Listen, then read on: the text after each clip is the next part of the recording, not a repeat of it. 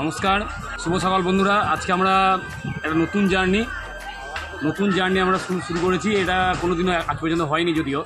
হ্যাঁ, এখান থেকে আমরা 200 কিলোমিটার যাবে। তার আগে বলে দিই আমরা এখানে এখন কোথায় আছি। আমরা এখন উদ্যানপুরে আছি, ঘাটটা। হ্যাঁ, উদ্যানপুর ঘাটে আছি। আমাদের স্নান হয়ে গেছে। আমোদপুর থেকে আমাদের যাত্রা শুরু হয়েছিল। আমোদপুর থেকে দীর্ঘ 50 কিলোমিটার ওপর পথ অতিক্রম করে আমরা এখানে উদ্যানপুর এসেছি। এরপর আমাদের আসল যে গন্তব্য সেটা ভিডিওর মাধ্যমে সবাই দেখতে পাবে। হ্যাঁ, খুব সুন্দর একটা গন্তব্য। এখান থেকে 199 কিলোমিটার রাস্তা। আপনারা চলুন, পথে অনেক রকম নতুন জিনিসের সাক্ষী হব আমরা। যেহেতু বাইকে চললাম, বাইকে প্রথমবার আমরা কিন্তু এই যাত্রা শুরু করছি।